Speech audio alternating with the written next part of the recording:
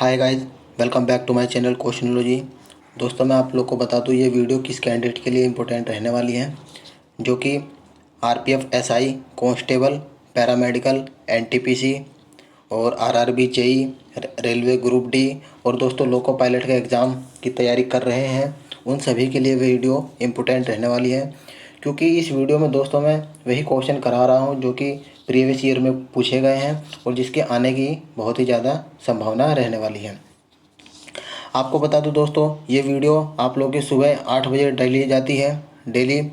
इसमें आप लोग का रिवीजन के तौर पर दोस्तों आप लोग ये वीडियो देख सकते हैं। बाकी डिटेल में अगर आप लोग को पढ़ना है विद एक्सप्लेनेशन के साथ, तो रात को 8 बजे दोस्तों आप लोग के लिए वीडियो अपलोड की जाती है, उसको भी आप लोग देख सकते हैं। तो स्टार्ट करते हैं वीडियो स्टार्ट करने से पहले मैं आप लोगों को दोस्तों वीडियो का फॉर्मेट बता देता हूँ। मैं आप लोग को यहाँ पर वन लाइनर क्वेश्चन कराऊंगा, जिसमें दोस्तों फ़ायदा ये होता है कि कम समय में आप लोगों का ज़्यादा क्वेश्चन का रिवीजन हो जाता है। जब आप लोग इस क्वेश्चन को देख लेंगे सही से, तो आप लोगों को दोस्तों यहाँ पर प्रैक्टिस के लिए यहाँ पर ऑप्शन क्वेश्चन देने वाला हूँ यहाँ पर। इसका दोस्तों आप लोग को बताना होगा कि आप लोग के 38 में से कितने क्वेश्चन आप लोग के सही रहने वाले हैं। तो चलिए स्टार्ट करते हैं बिना किसी देरी के। यहाँ पर दोस्तों देख सकते हैं आप लोग, क्वेश्चन है 14 वर्ष से कम आयु के बच्चों द्वारा जोखिम भरा काम प्रतिषेध किया गया है किसके तहत? आर्टिकल 24 के तहत। इसका राइट आंसर हो जाएगा। संविधान में संशोधन करके शिक्षा का अधिकार जोड़ा गया था। 1 अप्रैल 2010 को दोस्तों शिक्षा का अधिकार जोड़ा गया था। मौलिक अधिकारों को परिवर्तित कराने हेतु आर्टिकल 32 के तहत सर्वोच्च न्यायालय कितने प्रकार की रिट जारी करता है? तो ये दोस्तों 5 प्रकार की रिट जारी करता है। उच्चतम तथा उच्च न्यायालय द्वारा जारी की जाने वाले 5 प्रकार की रिट कौन कौन सी हैं? बंदी प्रत्यक्षीकरण, परमादेश, प्रतिषेध, उत्प्रेषण तथा अधिकार परीक्षा। अगला है उच्च न्यायालय या सर्वोच्च न्यायालय द्वारा नागरिकों के मौलिक अधिकार की रक्षा हेतु जारी किया गया समादेश परमादेश होता है। बंदी को 24 घंटे के अंदर सशरीर न्यायालय के सामने पेश करना समादेश कहलाता है। बंदी प्रत्यक्षीकरण इसी को दोस्तों कहा जाता है। इसी के लैंग्वेज में दोस्तों इसी तरह से आप लोगों को क्वेश्चन पेपर में पूछा जाता है, तो ऐसे ही लैंग्वेज को आप लोगों को यहाँ पर पढ़ना होगा। व्यक्तिगत स्वतंत्रता के रक्षा के लिए रिट याचिका है बंदी प्रत्यक्षीकरण, इसको कहते हैं व्यक्तिगत स्वतंत्रता की रक्षा के लिए। किसी अवैध व्यक्ति से सरकारी पद को बचाने के लिए जारी किया जाता है अधिकार परीक्षा जारी किया जाता है। मूल अधिकारों के निलंबन केवल आपातकालीन स्थिति में संबंधी प्रावधानों का वर्णन किया गया है। अनुच्छेद 358 तथा 59 में इसका वर्णन किया गया है। नीति निर्देशक सिद्धांत संविधान में वर्णित है भाग 4 में, और आर्टिकल पूछे तो 36 से 51 तक। नीति निर्देशक सिद्धांत नहीं है, वाद योग्य सिद्धांत नहीं है। राज्य के नीति निर्देशक सिद्धांत का एक ऐसा चेक है जो बैंक की सुविधा अनुसार अदा किया जा सकता है। ये किसने कहा था? केटी शाह ने दोस्तों ये कहा था। इम्पोर्टेंट रहने वाला है। आगे बढ़ते हैं। राज्य के नीति निर्देशक सिद्धांतों का मुख्य उद्देश्य क्या है? कल्याणकारी राज्य की स्थापना करना इसका मुख्य उद्देश्य रहता है। मूल कर्तव्य दोस्तों संविधान के भाग 4 के क में और आर्टिकल 51 क के अंतर्गत वर्णित किया गया है। मूल कर्तव्य कहाँ से लिया गया है? पूर्व सोवियत संघ से लिया गया है। भारत के संविधान में मूल कर्तव्यों को जोड़ा गया 42वें संविधान संशोधन 1976 द्वारा सरदार स्वर्ण सिंह समिति की अनुशंसा पर जोड़ा गया दोस्तों। वर्तमान में मूल कर्तव्यों की संख्या कितनी है? 11।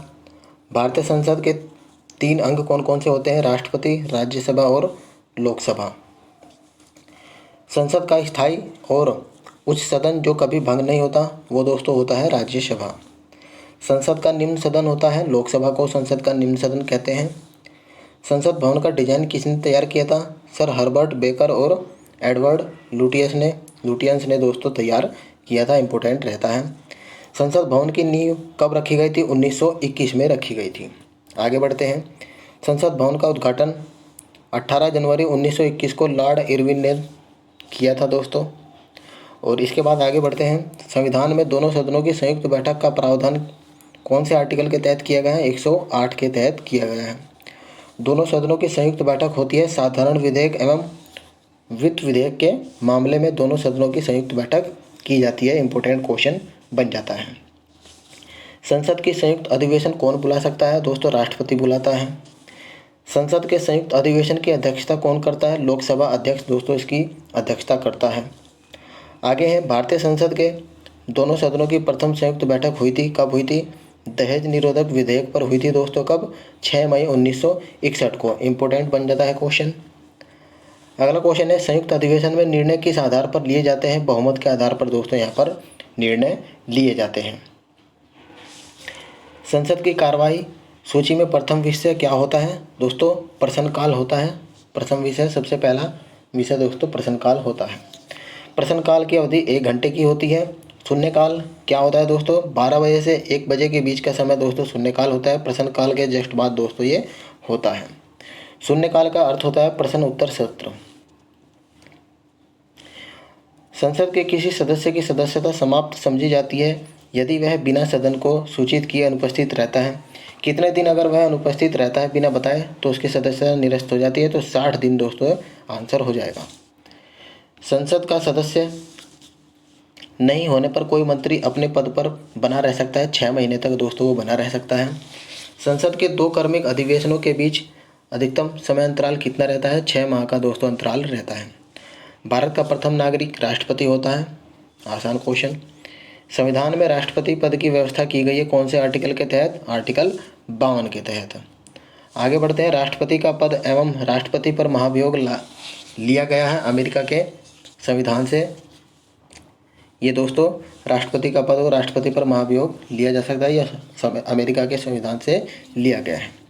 राष्ट्रपति के कार्य एवं शक्तियाँ कहाँ से ली गई? ब्रिटेन के संविधान से ली गई है। कार्यपालिका का प्रमुख कौन होता है दोस्तों? कार्यपालिका का प्रमुख राष्ट्रपति होता है। तीनों सेनाओं का सेनापति भी राष्ट्रपति होता है। राष्ट्रपति पद के लिए न्यूनतम आयु 35 वर्ष होती है। कार्यकाल 5 साल का होता है, ठीक है। और राष्ट्रपति का चुनाव होता है एकल संक्रमणीय प्रणाली के आधार पर अप्रत्यक्ष मतदान से चुनाव होता है। राष्ट्रपति के चुनाव में भाग लेते हैं संसद राज्यों के विधानसभाओं के निर्वाचित सदस्य दोस्तों राष्ट्रपति के इलेक्शन में भाग लेते हैं। राष्ट्रपति के निर्वाचन हेतु निर्वाचक मंडल का उल्लेख किया गया है आर्टिकल 54 में। राष्ट्रपति के उम्मीदवार के नामांकन हेतु प्रस्तावक एवं अनुमोदक की संख्या कितनी कितनी होती है? 50-50 होती है। इंपॉर्टेंट क्वेश्चन रहता है। और राष्ट्रपति के चुनाव लड़ने के हेतु जमानत राशि होती है दोस्तों 15,000 रुपये। 1/6 वोट नहीं मिलने पर। राष्ट्रपति को पद की शपथ कौन दिलाता है? भारत का मुख्य न्यायाधीश दोस्तों राष्ट्रपति को शपथ दिलाता है। और राष्ट्रपति को पद से हटाया जा सकता है महाभियोग के द्वारा दोस्तों हटाया जाता है, जो कि आर्टिकल 61 के अंतर्गत आता है।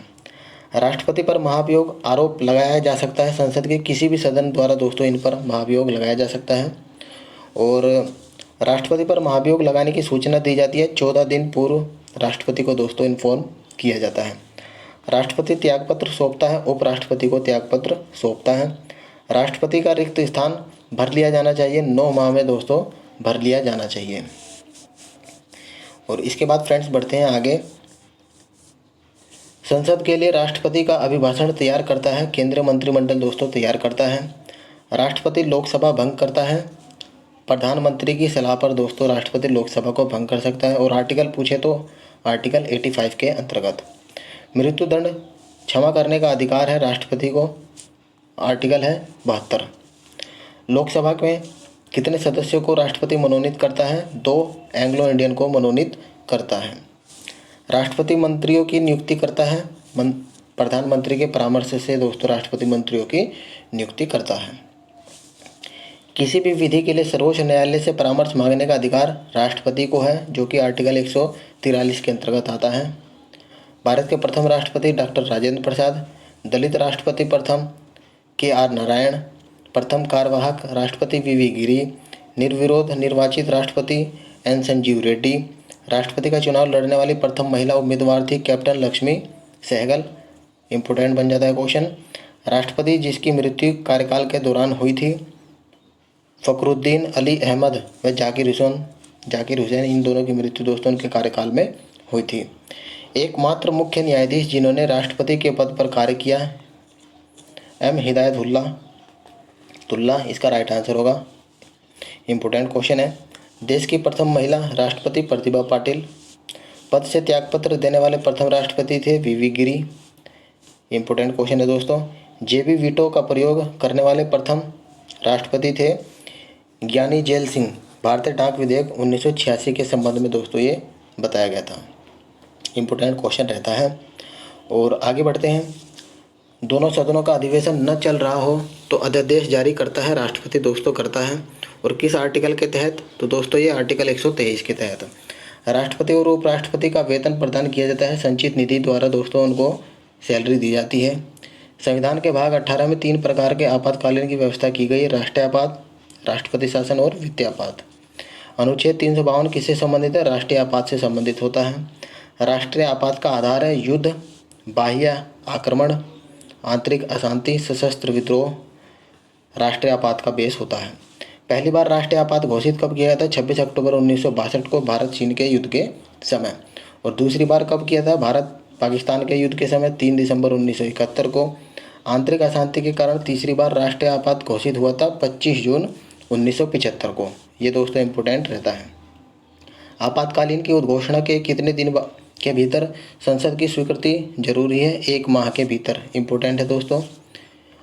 आर्टिकल 356 किससे संबंधित है? राष्ट्रपति शासन से संबंधित होता है। राज्य में राष्ट्रपति शासन की घोषणा कौन करता है?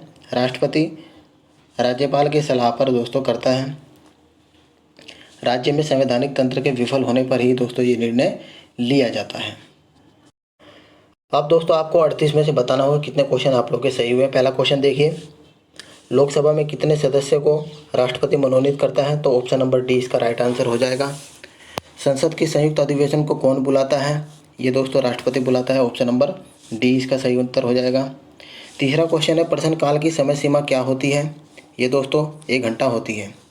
कौन एक स्थायी सदन, परमानेंट सदन कौन सा होता है? ये दोस्तों राज्यसभा होता है। संसद के लिए राष्ट्रपति का अभिभाषण कौन तैयार करता है? तो फ्रेंड्स ये केंद्रीय मंत्रिमंडल तैयार करता है। Option number B. संसद के संयुक्त अधिवेशन की अध्यक्षता कौन करता है?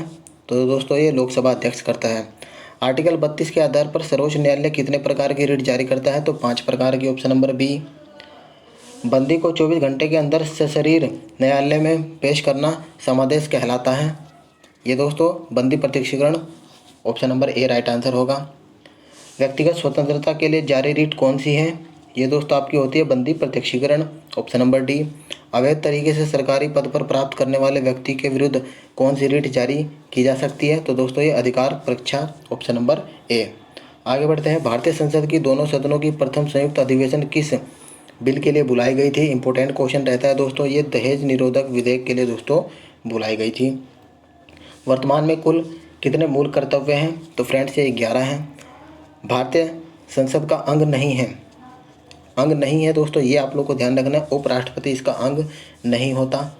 चलिए अगले क्वेश्चन की तरफ बढ़ते हैं।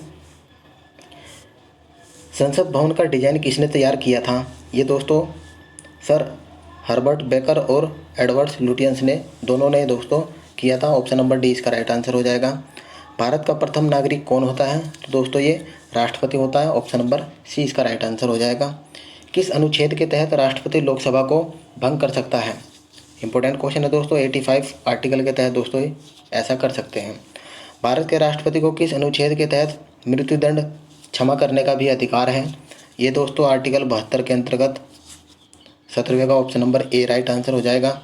18वां क्वेश्चन है, राज्य के नीति निर्देशक सिद्धांत का वर्णन संविधान के किस भाग में किया गया है? तो फ्रेंड्स ये भाग 4 में किया गया है। मूल कर्तव्य किस देश से दोस्तों लिया गया था? तो ये फ्रेंड्स पूर्व सोवियत संघ से लिया गया था। Option number C. 20वां क्वेश्चन है, भारत के प्रथम राष्ट्रपति कौन थे?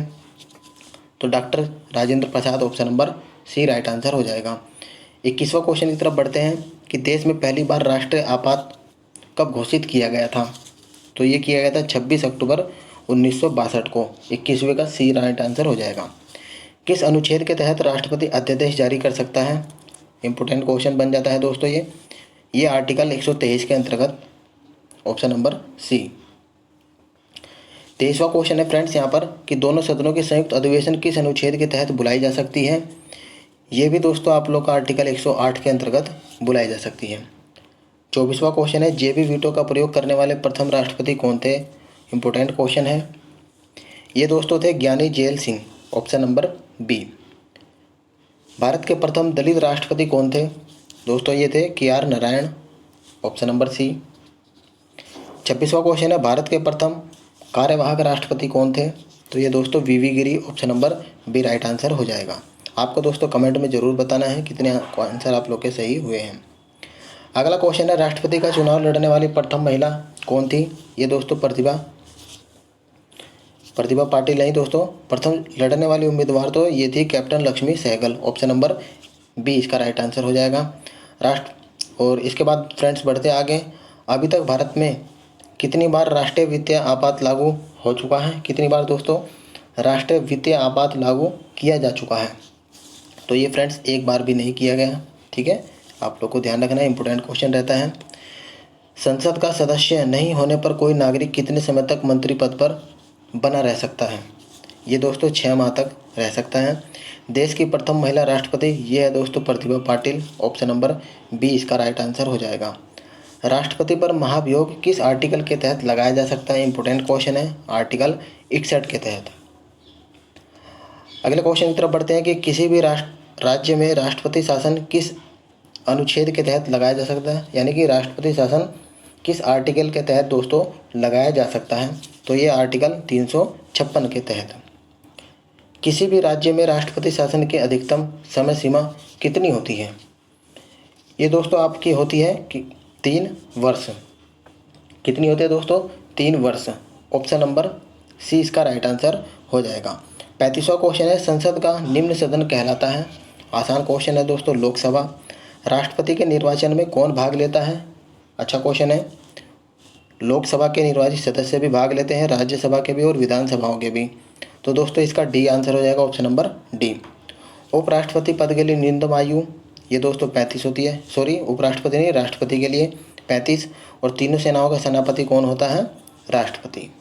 तो इस तरह से दोस्तों यहाँ पर मैंने सभी क्वेश्चन कराए हैं। आप लोगों को कमेंट बॉक्स में बताना होगा कितने क्वेश्चन सही लगे हैं। आपका रिवीजन अच्छे से हो रहा होगा। इन्फॉर्मेटिव लगी हुई वीडियो तो आप लोग अपने फ्रेंड सर्कल में शेयर करना, वीडियो को लाइक करना। मिलते हैं आपको नेक्स्ट वीडियो में, तब तक के लिए धन्यवाद फ्रेंड्स।